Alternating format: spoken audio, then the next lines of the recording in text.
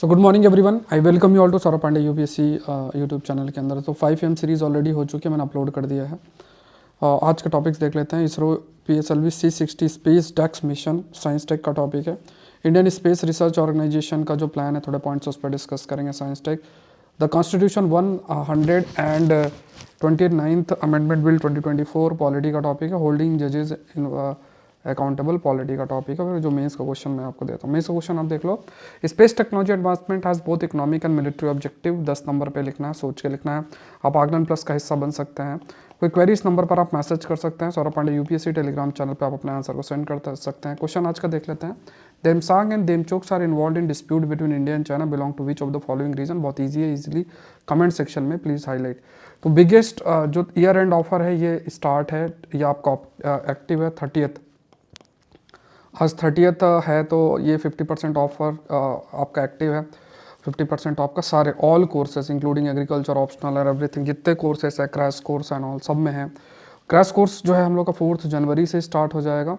10 जनवरी से science tech का prelims current affairs 15 जन से स्टार्ट हो जाएगा। और जो मैंने आपको बताया कि ये जो क्रैश कोर्स है, ये पूरे तरीके से सारा जितना भी आपको कंटेंट है, स्टैटिक और करंट अफेयर्स, सारा कवर इसके अंदर होगा। तो आज इस पर भी 50% ऑफ है। Prelims current affairs science tech पे भी 50% ऑफ है। सारे जितने कोर्सेज हैं आज और कल आपके लिए ऑफ रहेंगे, तो ये लोग ज़रूर से ज़रूर देखना है।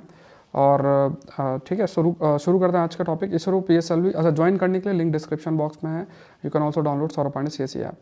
सो ISRO PSLV C60 SpaDeX mission की ओवरव्यू की बात करें तो इस पर कुछ पॉइंट्स हैं, फिर इसके बाद एक और आर्टिकल है, उस पर भी कुछ पॉइंट्स डिस्कस करेंगे। तो ये आज ही मतलब इसको लॉन्च होना है। और स्पेस डॉकिंग एक्सपेरिमेंट स्पेस डेक्स, देखो क्या है कि हम लोग भी अपना स्पेस स्टेशन बनाना चाहते हैं। आगे जाके स्पेस एक बहुत बड़ा एक तरीके से कंपटीशन का एरिना बन जाएगा। तो वहाँ पे भी सारे देश अपने प्रेजेंस को जो है शो करना चाहेंगे। स्पेस एक्सप्लोरेशन उसके माध्यम से करना चाहेंगे। और उसके जो भी स्पेस जो कि पहले ग्लोबल कॉमन था, हो सकता है बाद में ग्लोबल कॉमन ना हो। मतलब ग्लोबल कॉमन का मतलब इसमें किसी का ज्यूरिडिक्शन नहीं है। अलग से बाद में स्पेस ट्रीटी आ सकती है, और उस स्पेस ट्रीटी के तहत हम ये कह सकते हैं जो स्पेस ट्रीटी है, उस स्पेस जो आपकी ट्रीटी है, उस स्पेस ट्रीटी के जो माध्यम है, उस स्पेस ट्रीटी के माध्यम से हो सकता है कई सारे देश जो है अपना ज्यूरिडिक्शन वहाँ पे लाने का प्रयास करें, अपना प्रेजेंस जो है वो आपका लाने का प्रयास जो है वो करें। तो यहाँ पे क्या what we have to understand is, जो पॉइंट हमें देखना है कि यहाँ पे भारत भी अपना जो स्पेस स्टेशन डेवलप करने के लिए एक्सपेरिमेंट कर रहा है। और उसमें कई सारे जैसे कई सैटेलाइट्स को जोड़ना, डॉकिंग करना, डॉकिंग मतलब पार्क करना, एक तरीके से एक पूरा का पूरा, जैसे आपने कई मूवीज़ भी देखे होगा, तो एक पूरा एक एरिना क्रिएट करना, और वहाँ पे फिर साइंटिस्ट अपना एक्सपेरिमेंट करें, साइंटिस्ट आएँ जाएँ वहाँ प्रेजेंट रहें, फिर स्पेस में जो भी चीज़ें हैं वो कर सकें। तो इस डायरेक्शन में स्पेस डेक्स जो है इसको थोड़ा एक्सपेरिमेंट किया जा रहा है, जहाँ पे 2 स्मॉल स्पेस क्राफ्ट को इन डॉकिंग करने का प्रयास किया जा रहा है। सो ये हमारा एक स्पेस कैपेबिलिटी बढ़ाएगा। इससे फिर एक ट्रस्ट भी बनेगा कि हाँ, इतना आगे हम लोग बढ़ रहे हैं स्पेस के कंटेक्स्ट में। और इसमें 2 आपके हैं, एक तो स्पेस क्राफ्ट चेसर नाम है और एक टारगेट नाम है, SDX-01 और SDX-02। तो आपसे पूछा जा सकता है रिसेंटली न्यूज़ में थे, तो क्या है। तो ये स्पेस डेक्स के 2 ऐसे स्पेस क्राफ्ट है जिनको डॉकिंग के लिए किया गया है। तो ये स्पेस जैसे कुछ समय में एक अलग हो जाएगा, एक दूसरे समय में अलग हो जाएगा, और फिर जो डॉकिंग है वो जनवरी के फर्स्ट वीक के अंदर आपकी की जाएगी। तो और ये पॉइंट है। एडिशनल इसमें कुछ जैसे PS4 orbital experiment module payloads भी इसके अंदर जो है साथ में सेंड किए जाएंगे। तो ये कुछ पॉइंट्स आपको ध्यान में रखना है। नेक्स्ट देखते हैं, all eye on PSLV C60 mission ISRO looks to end 2024 on high. ये मैंने माइंड मैप्स आपको बनाए हुए हैं, जो मैं आपको प्रिपेयर करके दे रहा हूँ। और जो भी प्रीलिम्स के कोर्सेस और जितनी भी चीज़ें होंगे उनको ऐसे माइंड मैप के माध्यम से मैं आपको नोट दूंगा, रादर दिन बड़ी स्लाइड्स, क्योंकि ये वीडियो लेक्चर आपको देखना है स्लाइड्स के माध्यम से, और फिर इन माइंड मैप से आपको रिवाइज करना है। तो ये प्रहार बैच है, या आप कह सकते हो कि प्रहार बैच या प्रीलिम्स का करंट अफेयर का बैच है, उस पर सब में ये आपको अवेलेबल रहेगा। इंडियन स्पेस रिसर्च ऑर्गेनाइजेशन के प्लान की अगर बात करें तो देखो, हमें स्पेस जो टेक्नोलॉजी उस पर भी बहुत आगे बढ़ना है। और क्योंकि we want to excel in this area, तो उसमें हमें अपना कुछ प्रेजेंस दिखाना पड़ेगा।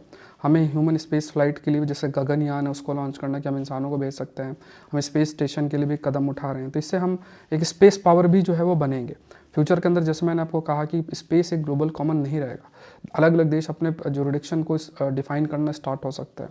2032 में अगर कोई ट्रीटी साइन होते है उस कंसिडरेशन में जो स्पेस है उसमें जहाँ जो देश प्रेजेंट है, जहाँ जिसका रीच है, वो उसको क्लेम करेगा और उस पर उसका जो जुरिडिक्शन होगा, तो जो देश की सोवेनिटी है वो बियॉन्ड अर्थ जा सकती है। अभी तो जो भी डिफाइंड है वो अर्थ के अंदर है, लॉ जो है उसको अर्थ के अंदर डिफाइन करता है कि जैसे समुद्र में 200 नॉटिकल माइल तक आपका जुरिडिक्शन है, या टेरिटरी जो है वो डिफाइन किए। अर्थ के बियॉन्ड ऐसी कोई टेरिटरी मार्क नहीं किए। तो बट बाद में अभी जब नई ट्रीटीज़ होंगी तो उसमें पॉसिबिलिटी होगी कि मून में भी देश जो है क्लेम करे कि मून का ये हिस्सा मेरा है, यहाँ पे है, स्पेस आर्मी वहाँ बना सकते हैं अपना उसको प्रोटेक्ट करने के लिए। सब डेवलपमेंट होंगे। फिर कई सारी कमर्शियल एक्टिविटीज़ होंगी, ह्यूमन स्पेस फ्लाइट जो है वो आपकी सेंड की जाएंगी। तो इसके लिए भी हम अपनी कैपेबिलिटीज़ को इंक्रीज़ कर रहे हैं गगनयान जैसे मिशन के माध्यम से। इसरो की जो जर्नी है PSLV C-59 के माध्यम से हुई थी, और ये जो मिशन है ये आपका न्यू स्पेस इंडिया लिमिटेड के जो है इसके डेडिकेट किया गया है। इसने यूरोपियन स्पेस एजेंसी का प्रोबा 3 स्पेस क्राफ्ट है उसको सही तरीके से प्लेस किया था। PSLV C-59 जो है ये सतीश धवन स्पेस सेंटर से लॉन्च हुआ था December 5 को, और फिर कुछ ही समय में इसका जो गोल है वो अपना अचीव किया गया था। तो इससे हाईलाइट किया गया था कितना कॉम्प्लेक्स ऑर्बिट में भी इसरो जो है स्पेस जो सैटेलाइट है उसको प्लेस कर सकता। तो प्रोब 3 जो मिशन है इसका फुल फॉर्म क्या, प्रोजेक्ट फॉर ऑनबोर्ड ऑटोनॉमी, और इसमें जो सैटेलाइट टेक्नोलॉजी का एडवांसमेंट शो किया गया था। और इसमें कई सारे जैसे यथारंग स्टेशन जो कि ऑस्ट्रेलियन राइट, तो यहाँ पे मतलब कई सारे जो फिर डेटा है वो आपके इन सैटेलाइट्स के माध्यम में से जो है वो रीच किए। बाकी इन सैटेलाइट की डिटेल हमने पहले डिस्कस कर रखी है, आप बाकी देख सकते हैं। फिर गगनयान है। अब यहाँ पे क्या है कि हमें अपनी जो कैपेबिलिटी है लॉन्च व्हीकल मार्क 3 जो कि हैवी जो पेलोड्स उनको कैरी करने की कैपेबिलिटी है, तो उसको हम टेस्ट करना चाहते हैं। तो इसको हम आगे भी बढ़ाना चाहते हैं। तो इसको ये बहुत इम्पॉर्टेंट है कि अर्थ के एटमॉस्फेयर को समझा जाए और वो सेफली जो भी जो लोगों को भेजा जाए वो सेफ्टी के साथ वापस आएँ। अब इसमें कई जो ह्यूमन रेटेड LV-M3 है HLV-M3 है, तो इससे अनक्रूड मिशन को भी जो है इसको असेंबल करना स्टार्ट किया गया है। और फिर धीरे धीरे जो हम गगनयान प्रोग्राम को भी हम लॉन्च करेंगे कि वो अपना लॉन्च परफेक्टली हो जाए। तो इसरो जो है PSLV C-60 मिशन जो स्पेस डेक्स अभी हमने जो किया है तो उसको अभी प्लान कर रहे हैं, जो कि आज का ही है। PSLV C-60 जो है 2 सैटेलाइट कैरी करेगा, जिसमें चेसर और टारगेट। अब आप ये ध्यान में रखना, ये आपसे बिल्कुल पूछा जा सकता है कि चेसर और टारगेट रिसेंटली न्यूज़ में थे, ये क्या है। तो ये स्पेस डेक्स के 2 हिस्से हैं जो कि PSLV C-60 जो लॉन्च व्हीकल उसके माध्यम से लॉन्च किया जाएगा। और इसमें हम भारतीय जो अंतरिक्ष स्टेशन डेवलप कर रहे हैं उसके लिए ये प्रोजेक्ट जो है डेडिकेटेड है। तो इसमें लगभग 20 पेलोड्स आपके होंगे, वो पेलोड्स मतलब जो इसके साथ चीज़ें जाएंगी। PSLV फिर एक और मिशन है पोयम एंड इट्स पेलोड्स। तो यहाँ पे PSLV ऑर्बिटल एक्सपेरिमेंट मॉड्यूल ये 24 पेलोड्स को कैरी करेगा, जिसमें वॉकिंग रोबोटिक आर्म है, डेब्रिस कैप्चर रोबोटिक मैनिपुलेटर, मतलब जो भी आप कह सकते हो कि जो कचरा होता है, क्योंकि बहुत सारे सैटेलाइट्स होते हैं, कुछ टूट जाते हैं, कुछ ख़राब हो जाते हैं, घूमते रहते हैं, और भी कई जो डेब्रिस होती हैं, तो उसको किस टाइप से क्लियर किया जा सके, तो वो भी आपको मतलब इन इनोवेटिव एक्सपेरिमेंट्स के माध्यम से उनको भी एक तरीके से चेक किया जाएगा, उसको भी वर्किंग को देखा आपका जाएगा। तो यहाँ पे ये जो मिशन है इसमें सबसे इम्पॉर्टेंट है कि ह्यूमन जो है अनक्रूड जो ह्यूमन LV-M3 है, जो जैसा भी हमने देखा that is human rated LV-M3 है, इसको जो है हम लोग सेंड जो है करेंगे, ठीक है, उसको सेंड करने का जो प्रयास है दैट वी आर डूइंग।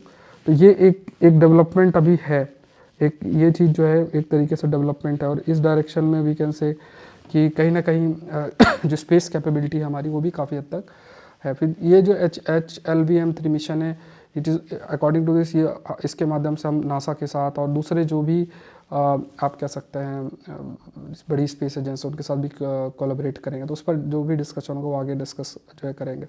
तो यहाँ पे जैसे ह्यूमन को अगर हम सेंड करते हैं मान लो 2025 में, ये हमारा प्लान है, और उसके लिए हम कई सारी टेस्टिंग कर रहे हैं, उस पर सक्सेसफुल होंगे तो फ्यूचर के अंदर जो भी वी कैन से जो फ्यूचर के अंदर कैपेबिलिटीज़ हैं हमारी कि हम इंसानों को भी भेज सकते हैं, तो स्पेस टूरिज़्म जैसे एरियाज़ हैं या कोई भी जो भी एक्सपेरिमेंट फ्यूचर के अंदर जिसमें ह्यूमन इन्वॉल्व है उस पर भी हम पार्टिसिपेशन जो है वो कर सकते हैं। तो ये कुछ पॉइंट्स आपको जो है इसमें ध्यान में रखना है। खासतौर से PSLV C60 के बारे में चेसर और टारगेट जो शब्द है वो दोनों आपको ध्यान में रखना है। नेक्स्ट देखते हैं वन नेशन वन इलेक्शन। इस पर बहुत चर्चा कर चुके हैं और इस पर मेंस कभी प्रश्न आपका आया हो, इसके कुछ पॉइंट्स जो हैं वो डिस्कस करते हैं। तो यहाँ पे देखो कि यहाँ पे जैसे ये पूरा अगर आप जैसे पूरा भी हम डिस्कस करेंगे और उसका पूरा एक समराइज फॉर्म में इस टाइप का माइंड मैप आपको मिलेगा। तो ये मैं उन्हीं को प्रोवाइड कर रहा हूँ जो लोग जो प्रहार बैच का हिस्सा हैं या जो प्रीलिम्स करंट अफेयर्स में जो भी कंटेंट मैं आपको दूंगा वो इस माइंड मैप के फॉर्मेट में ही होगा। फटाफट आप उसको पढ़ सकते हो। अभी देखते हैं तो कॉन्स्टिट्यूशन 129th अमेंडमेंट बिल 2024। तो इसमें क्या है कि जो इलेक्टोरल लैंडस्केप है, मतलब जो इलेक्टोरल प्रोसेस है, उसको कहीं ना कहीं हम उस पर रिफॉर्म्स लाना चाहते हैं। तो यहाँ पे कैसे जो इलेक्शंस उनको सिंक्रोनाइज किया जा सकता है, Lok Sabha, state, union territory, legislative assembly, और इसमें एक स्पेशल आर्टिकल ऐड ऑन होगा जिसे article 82 sub clause a constitution के अंदर है। बिल के अंदर इलेक्शन और स्टेट असेंबली का इलेक्शन साथ में हो, इस पर फोकस किया गया है। इसका मतलब अगर लोकसभा, स्टेट असेंबली डिसॉल्व इससे पहले होते हैं तो मिड टर्म जो है इलेक्शन तभी होगा जब it will cover the reminder of the original terror. तो ये बेसिकली मतलब अब इसमें चैलेंज भी बहुत सारे हैं कि अब जैसे आप खुद सोचो कि एक स्टेट असेंबली डिसॉल्व होती है, अब वो जो रिमेनिंग पीरियड है वहाँ पे आपको प्रेसिडेंट रूल के माध्यम से चीज़ें रन करेंगे, तो ये कॉन्स्टिट्यूशनल कैसे इसको हम मैनेज करेंगे, दैट इज़ द केस। और क्योंकि हम लोग एक मल्टी पार्टी डेमोक्रेसी, अगर सिंगल पार्टी डेमोक्रेसी तब तो ठीक है, we are a multi party democracy, coalition है, तो ऐसी वनरेबिलिटी बनी रहेगी। ऐसा नहीं कि एक पार्टी पावर में तो पूरा 5 साल चलेगा, तो कई पॉलिटिकल पार्टीज इसमें इन्वॉल्व होंगी, या जहाँ कोलिशन एरा का समय आएगा, अलग अलग जो वोटर्स हैं उनका अपना एक अलग इंक्लिनेशन होता है। तो जब इतनी सारी डिफिकल्टीज होंगी तो हम कैसे इसे इम्प्लीमेंट करेंगे, दैट इज़ द केस।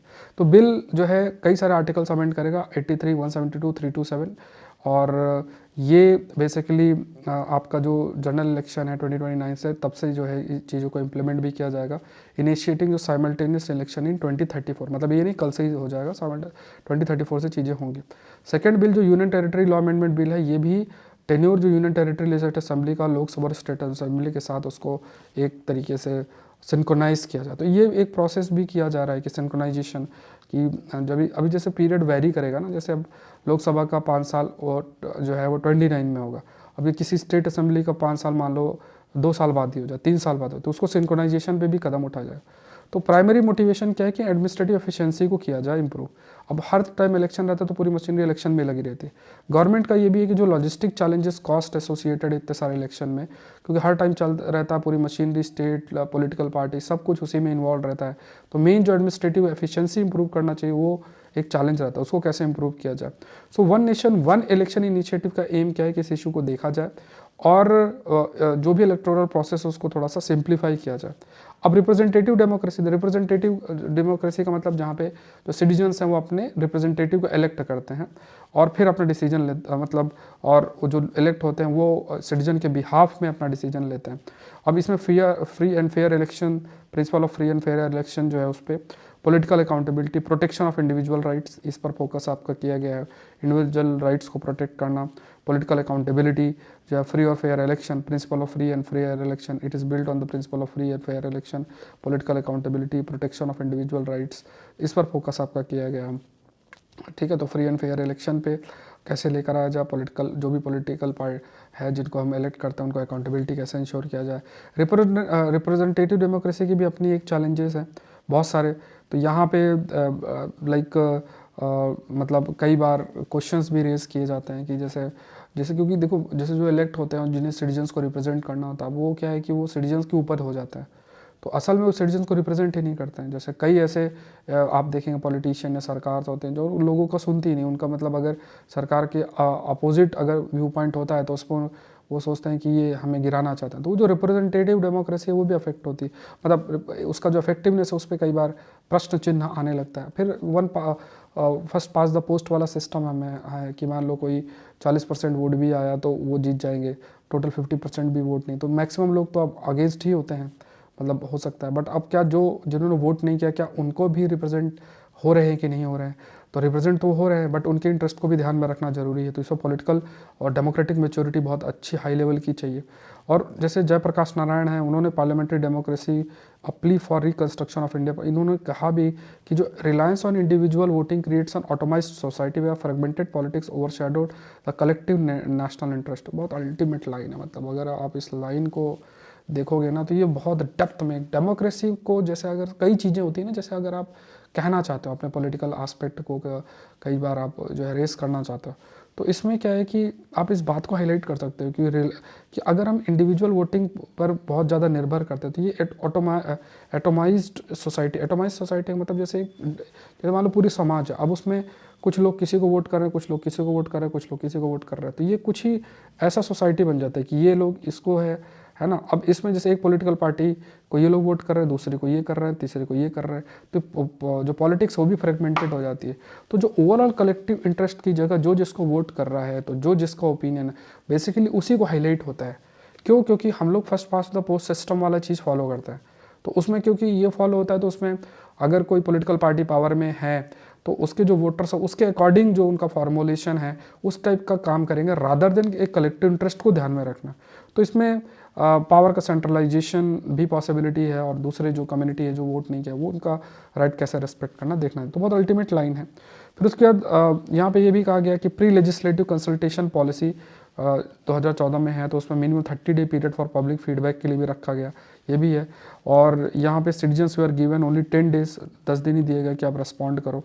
फिर उसके बाद ये कई और भी क्वेश्चन है कि balance of power Indian democracy में कैसे रहेगा, सेंट्रल स्टेट है और क्योंकि मल्टी पार्टी है तो डिफरेंट पॉलिटिकल पार्टीज़ जो हैं वो अपना उनका वोट बैंक है, तो वो किस तरीके से चीज़ें बैलेंस होंगी, चीज़ें का सेंट्रलाइजेशन ऑफ पावर ना हो और जो फेडरल एस्पेक्ट है वो ना फेड, क्योंकि फेडरल एस्पेक्ट हमारे यहाँ पे डिपेंडेंट भी क्यों है, मतलब एक अलग नेचर इसका है कि हमारे यहाँ different political party, state level पर अलग पार्टी हैं, तो वो स्टेट की जो पॉलिटिकल चीज़ है उसको रिफ्लेक्ट जो है वो करते हैं। तो ये कैसे हम बैलेंस करते हैं। प्लस इलेक्शन जो है फ्रीक्वेंट इलेक्शन से अकाउंटेबिलिटी भी होती है, ये भी कहा जाता है रेगुलर बेसिस पे, और साइमल्टेनियस इलेक्शन होता है तो हो सकता है अकाउंटेबिलिटी ना हो, सबको पता है क्या ठीक है अब हो गया, अब कोई इलेक्शन नहीं है।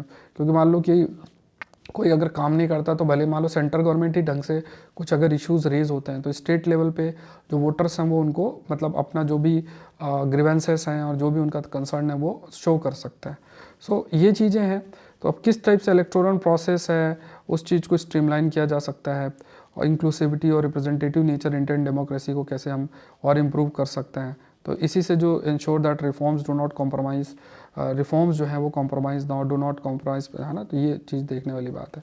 द चैलेंज ऑफ होल्डिंग जजेस अकाउंटेबल, ये एक पॉइंट। अब इसमें स्पेसिफिक एक जज है उनके बारे में चर्चा की, तो उस पर देखो हम लोग चर्चा नहीं करेंगे, बट हाँ जजेस की अकाउंटेबिलिटी एक इंपॉर्टेंट प्रश्न है तो वो देख लेंगे, ठीक है। लेट्स उसको डिस्कस करते हैं। बाकी फटाफट आप ये माइंड मैप से जो भी कंटेंट मैं आपको भी पढ़ाऊंगा उससे रिवाइज कर सकते हैं। प्रहार बैच का हिस्सा है प्रीलिम्स टेस्ट सीरीज़ का, प्रीलिम्स जो करंट अफेयर का बैच नया है उस पर आप कर सकते हो। उसमें पूरा 2 साल का करंट अफेयर भले आपने पहले पढ़ रखा हो, उसको मैं इसी के माध्यम से आपको ऐसे माइंड मैप प्रोवाइड करूँगा, और वीडियो लेक्चर्स होंगे, तो एक एक लेक्चर में मान लो 30-30, 40-40 टॉपिक्स आपके हो जाएंगे, ये मानकर चलो, और फटाफट एक माइंड मैप रहेगा उससे रिवाइज कर लेना। तो ये बहुत एक नया तरीका है और इस पर मैं काम भी कर रहा हूँ कंटेंट, तो जो नया आपका प्रीलिम्स करंट अफेयर का बैच है उस पर आप लोग को इस चीज़ का फ़ायदा होगा। चलो होल्डिंग जजेस अकाउंटेबल की बात करें तो जजेस इंक्वायरी एक्ट 1968 की बात की गई है। तो इसमें खास तौर से अगर मान लो कोई भी एलिगेशन मिसकंडक्ट अगेंस्ट जजेस है तो वो इस एक्ट के माध्यम से किया जाता है। तो इसमें कैसे जजेस को अकाउंटेबल किया जाए वो इसमें मेंशन है। इसमें क्या है कि जैसे एक 3 मेंबर कमेटी होती है जिसमें सुप्रीम कोर्ट के जज होंगे, चीफ जस्टिस हाई कोर्ट के होंगे, रेमिनेंट जूरिस्ट होते हैं, और वो एक बैलेंस्ड और फेयर असेसमेंट जो मान लो एलिगेशन कोई लगता है वो देते हैं कि हाँ इसमें क्या हुआ है। और इम्पीचमेंट भी प्रोसेस आपका है सेपरेट, अगर जजेस का इम्पीचमेंट भी होता है तो ये लोकसभा या राज्यसभा में इम्पीचमेंट जो है, कमेंट सेक्शन बताओ कि किस आर्टिकल के तहत होता है। तो इसमें भी है मतलब इवन पॉलिटिकल लेवल पे अगर लगता है कि हाँ कोई जज हैं और उन्होंने कुछ ऐसा कार्य किया है कि जो कि संवैधानिक ना हो, तो उस केस में इम्पीचमेंट प्रोसेस भी इनिशिएट आपका किया जा सकता है। जस्टिस वी रामास्वामी का एक केस था जिसमें ही वॉज फाउंड गिल्टी, जिसमें उन्होंने काफ़ी स्पेंडिंग और मिसकंडक्ट किया था। इसके बावजूद भी जो इम्पीचमेंट जो मोशन था वो फेल हो गया था because of the political reason, वही है ना। तो यहाँ पे उन्होंने फिर वो जज के रूप में सर्व भी किया था एज अ जज, और फिर इसमें कहा गया कि जजेस का अकाउंटेबिलिटी ऐसा नहीं किया गया। दूसरे जस्टिस सौमित्र सेन थे, चीफ जस्टिस पी.डी. दिनाकरन थे, उन्हें भी इम्पीचमेंट मोशन फेस करना पड़ा था, बट मैनेज टू रिज़ाइन, है ना, बिफोर मतलब उन्होंने पहले जो है रिज़ाइन कर दिया before accountability could be enforce. तो यहाँ पे भी किस टाइप से हम जुडिशियल अकाउंटेबिलिटी करें, ये एक चैलेंज है। ये केसेस आप क्योंकि कॉन्स्टिट्यूशनली हाईलाइटेड है ये बहुत जगह पे, तो आप इनको मेंशन कर सकते हो। सो जजेस जो है रिज़ाइन कर सकते हैं फेसिंग इम्पीचमेंट। ये क्या है कि एक तरीके से कमी दिखाई जाती है, इम्पीचमेंट प्रोसेस में भी एक कमी दिखाई जाती है। सो अनलाइक इलेक्टेड ऑफिशियल्स, जजेस जो हैं वो अकाउंटेबिलिटी को बेसिकली मतलब एक टाइप से वो उसको इवेड कर सकते हैं, मतलब ना माने पहले ही रिज़ाइन कर देते हैं। सो कई सारे जो जैसे फोरम फॉर जुडिशियल अकाउंटेबिलिटी उन्होंने भी एडवोकेट किया रिफॉर्म, जिससे कि जो भी जुडिशरी अगर जुडिशियल सिस्टम के अंदर सही से कंडक्ट नहीं है उसको प्रॉपर तरीके से एड्रेस किया जाए। भले वो जजेस रिज़ाइन कर दे उसके बाद भी अगर कोई एक्शन लेना हो वो लेने की ज़रूरत है, और जजेस को ज़्यादा से ज़्यादा आपका अकाउंटेबल करना चाहिए, तभी कहीं ना कहीं जो पब्लिक का कॉन्फिडेंस है जुडिशियल सिस्टम में वो आपका होगा। ठीक है, ये पॉइंट्स ध्यान में रखना। जैसे मैंने आपको कहा कि अब आप अभी जो है 50% वाला जो ईयर एंड ऑफर है वो आपका एक्टिव है, तो टेस्ट सीरीज़ हो गया, प्रीलिम्स करंट अफेयर हो गया, जितने भी कोर्सेस हैं, और क्रैश कोर्स हो गया, आपका जो आप एग्रीकल्चर ऑप्शनल हो गया, सब कुछ सारे कोर्सेस में ये ईयर एंड ऑफर एक्टिव है। तो ये इसका मौका आपको छोड़ना नहीं है। ठीक है, ये crash course ultimate crash course है। इस कोर्स के अंदर मैं पूरा कंटेंट आपको कवर कराऊंगा। 4 तारीख से आपको वीडियो मिलना स्टार्ट हो जाएंगे, जिसमें advance book mapping, NCERT, everything will be there. Saurabh Pandey CC app आप डाउनलोड कर सकते हैं, saurabhpandeyupsc.com वेबसाइट जा सकते हैं, ये नंबर है, इस नंबर पर भी आप मैसेज कर सकते हैं, और ये सारे कोर्सेस है। ठीक है, आप या फिर saurabhpandeyupsc.com वेबसाइट पे जाके ऑल कोर्सेज पे क्लिक करके और अपना ज्वाइन कर सकते हैं। इथिक्स इंटीग्रिटी का भी है, ऐसे का कोर्स है, सारे लेक्चर्स मैं अपलोड भी कर रहा हूँ। सौरभ पांडे सीसी ऐप आप डाउनलोड कर सकते हैं। इस PDF डाउनलोड करने के लिए ये अलग से टेलीग्राम चैनल है, इसका लिंक भी डिस्क्रिप्शन बॉक्स में। क्वेश्चन जो मेंस का है, space technology advancement has both economic and military objective, ये है, आपको एक्सप्लेन करना है, आंसर जरूर से लिखें, ज्वाइन आकलन प्लस। मिलता है नेक्स्ट सेशन में। आई होप ये सेशन आपके लिए हेल्पफुल रहा होगा। Thank you everyone, thank you.